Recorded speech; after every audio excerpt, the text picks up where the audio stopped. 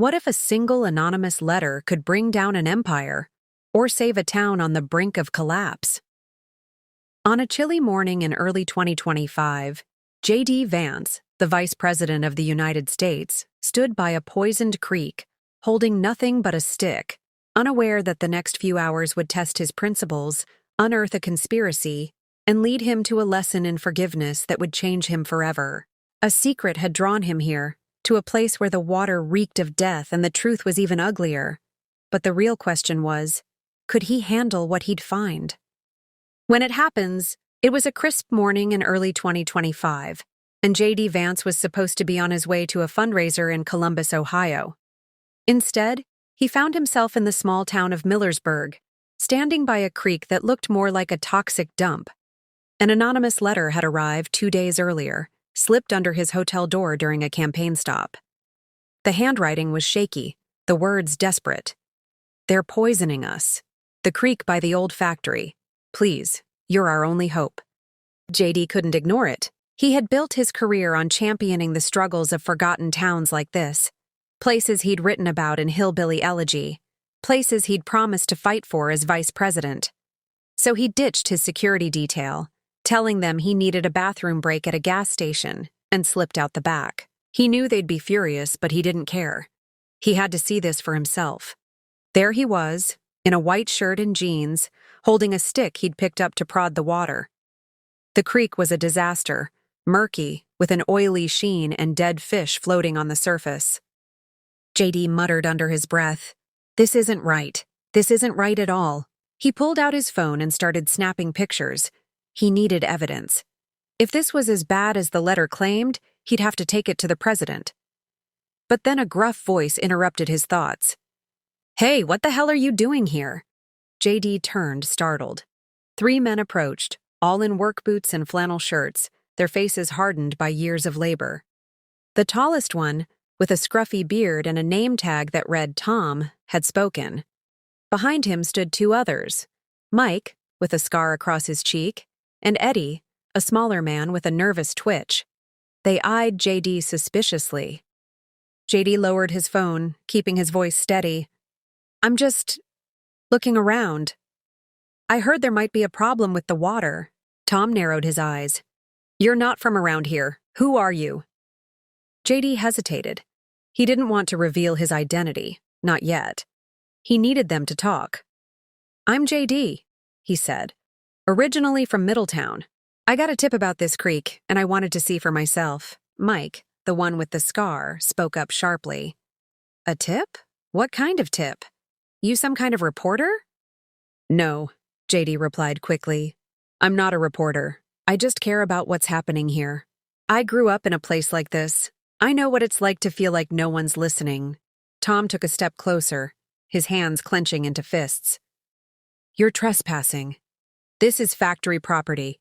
You need to leave. Now." JD held up his hands, the stick still in one of them. "I'm not here to cause trouble. I just want to know what's going on. The water? It doesn't look right. There's dead fish everywhere.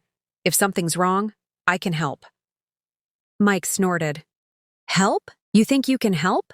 You don't even know what you're dealing with." "Then tell me," JD said, his tone firm but calm. "I'm listening. What's going on here?" Eddie, the one with the twitch, finally spoke, his voice quieter than the others. "It's the factory. They've been dumping stuff in the creek for years. We told them it's wrong, but they don't care. They say it's cheaper than proper disposal." Tom shot Eddie a glare. "Shut up, Eddie. He doesn't need to know that." But Eddie kept talking, his words spilling out. "The water's poisoned, okay? My kid, my daughter, Lily. She's been sick for months. The doctor says it's the water, but the factory won't do anything. They say if we talk, we'll lose our jobs. I can't afford that." JD's expression softened. He thought of his own children, safe in D.C., with access to clean water and good schools. But here was Eddie, a father desperate to protect his family, trapped in an impossible situation. "Eddie," JD said gently, "I'm sorry about your daughter. That's not right. No one should have to go through that." Tom cut in, his voice harsh. "You don't get it, do you? This factory is the only thing keeping this town alive. If it shuts down, we're all out of work. Me, Eddie, Mike, hundreds of us. You think you can just come in here and fix things? You'll destroy us." JD took a deep breath, searching for the right words. "I'm not here to destroy anything. But if the factory's poisoning the water, people are getting hurt. Kids are getting sick. There has to be a way to fix this without shutting everything down." Mike laughed bitterly. "You sound like every politician who's ever come through here. All talk, no action. You don't care about us. You'll take your pictures, go back to wherever you came from, and forget we exist." Those words stung JD. He had spent his career claiming to be different, to understand the struggles of the working class because he'd lived them. But to these men, he was just another outsider. He decided to take a risk. He had to be honest. "I'm not just some guy," JD said, his voice steady. "My name is JD Vance. I'm the Vice President of the United States." The air grew still. Tom's eyes widened, Mike's jaw dropped, and Eddie stared as if JD had just admitted to being an alien. For a moment, no one spoke. Then Tom broke the silence, his voice low. "You're lying." "I'm not," JD said. He pulled out his wallet and showed them his ID. "I'm here because I got that letter. Someone wanted me to see this. And now that I have, I can't ignore it." Eddie's voice cracked as he spoke. You're really the vice president. You can actually do something?" "I can try," JD said. "But I need your help. I need to know everything."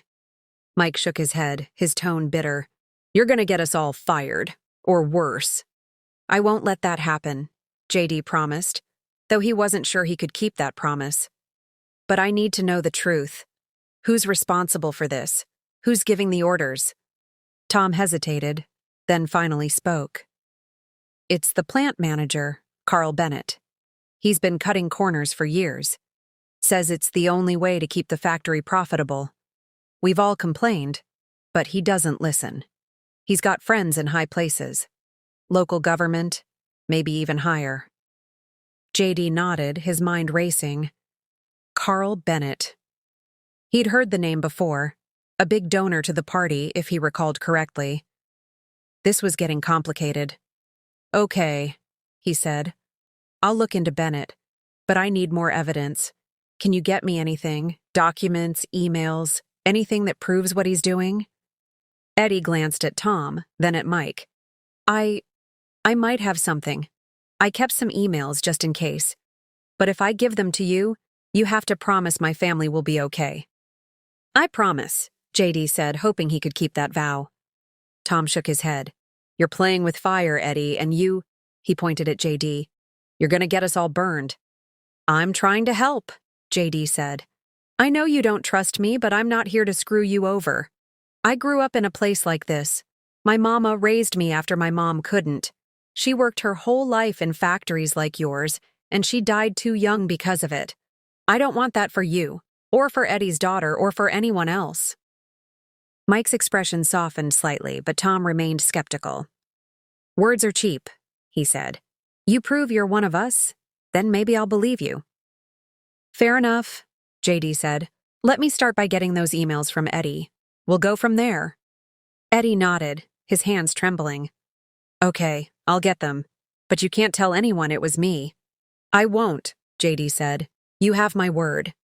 They exchanged numbers, and Eddie promised to send the emails that night. As the three men walked away, JD felt a mix of hope and dread. He had gotten what he came for: evidence, names, a lead. But he had also stepped into a dangerous situation. If Carl Bennett had powerful friends, this could backfire on him, on the administration, on everything he had worked for.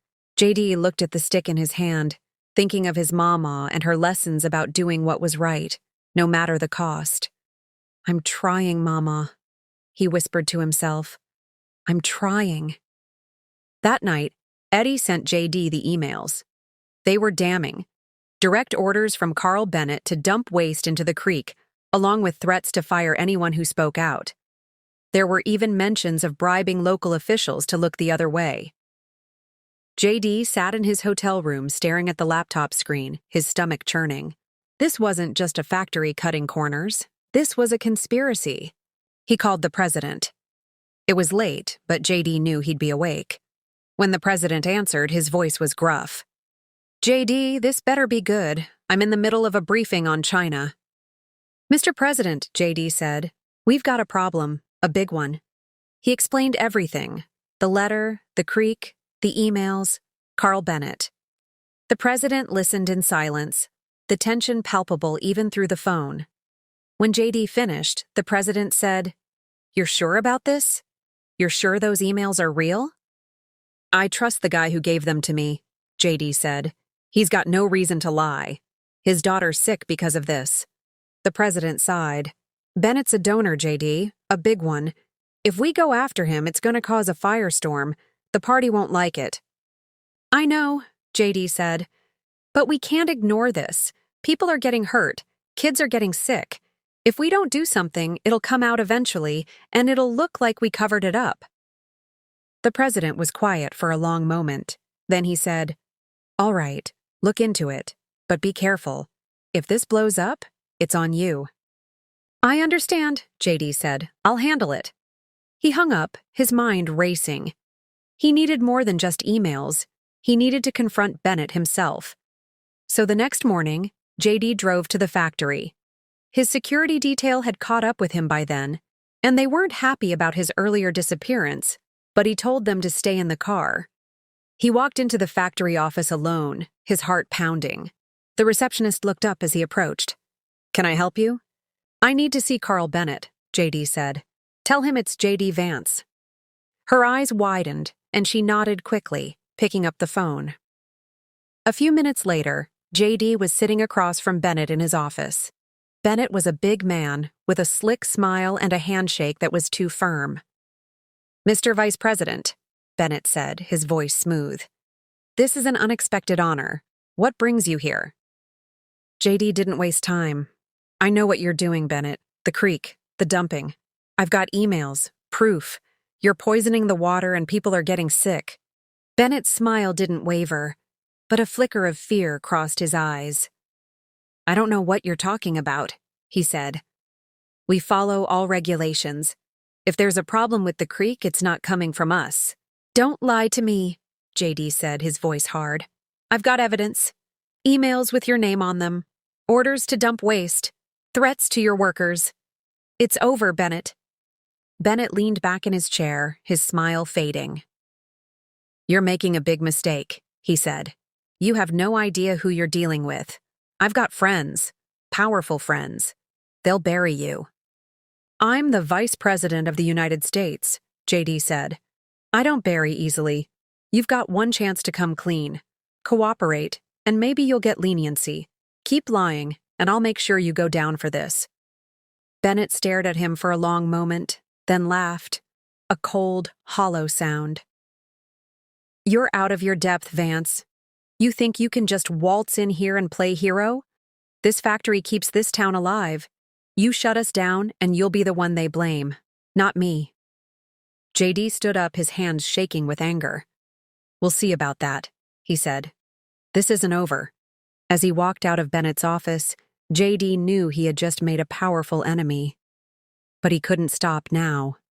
He had to keep pushing, for Eddie, for his daughter, for all the people this factory was hurting. A week later, JD was back in Washington, D.C., working with the EPA to build a case against Bennett.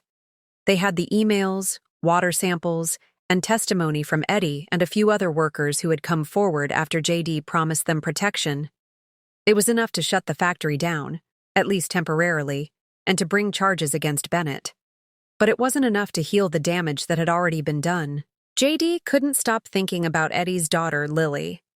He had promised to help, but he didn't even know if she was okay. So he called Eddie.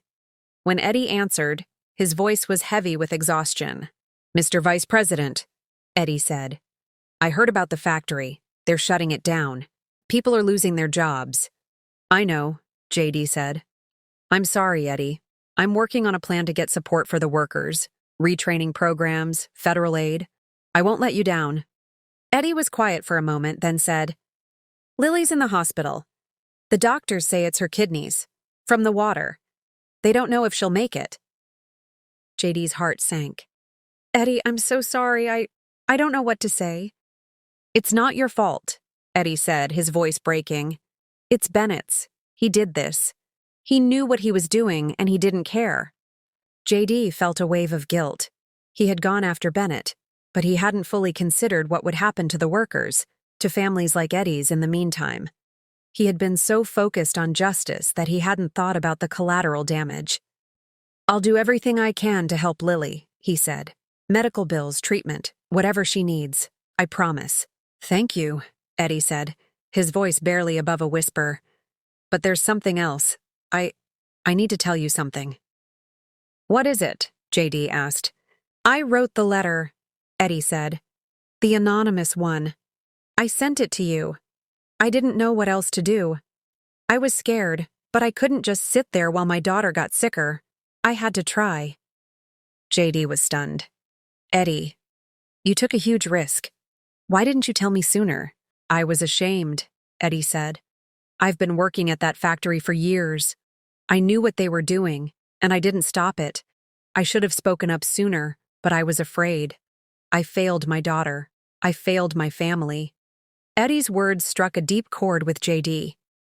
He thought about his own past, his struggles with his mother's addiction, the resentment he had carried for years, the mistakes he had made along the way. And he realized something. Eddie wasn't the only one who needed forgiveness. JD did too. "Eddie," JD said, his voice soft, "you didn't fail. You did what you had to do to survive. You were in an impossible situation and you still found a way to fight back. You wrote that letter. You saved your daughter and a lot of other people by doing that. You're a hero." Eddie started to cry, his sobs echoing through the phone. "I don't feel like a hero," he said. "I feel like a coward." "We all feel that way sometimes," JD said. "I do too. I spent years blaming my mom for the way I grew up, for her addiction, for everything. But I had to learn to forgive her, because holding on to that anger was only hurting me. You need to forgive yourself, Eddie. Lily needs you now more than ever. More than—" Eddie was quiet for a long moment, then said, "Thank you, Mr. Vice President. I'll try." "And I'll be there for you," JD said. "For Lily. For all of you." In the weeks that followed, JD threw himself into fixing the mess in Millersburg. He secured federal funding to clean up the factory and the creek, ensuring the workers wouldn't lose everything. Carl Bennett was arrested, his so-called powerful friends abandoning him once the evidence became public. The president backed JD, even though it cost them some party support. JD didn't care. This was bigger than politics. Lily began to recover, thanks to the best medical care JD could arrange. He visited her in the hospital one day, bringing a stuffed animal, a little bear with a red bow tie. Eddie was there, and when he saw JD, he stood up and hugged him, tears in his eyes. "Thank you," Eddie said, "for everything." JD hugged him back, his voice thick with emotion. "No, Eddie, thank you. You reminded me why I'm doing this, and you taught me something I'd forgotten." "What's that?" Eddie asked. "That forgiveness isn't just for other people," JD said. "It's for ourselves too. We can't change the past, but we can make the future better. Together." As JD left the hospital, he thought about that creek, about the stick he had held in his hand, about the choices he had made. He had come to Millersburg looking for justice, but he had found something more. A reminder that even in the darkest moments, there's a path to redemption. For Eddie, for himself, for all of them.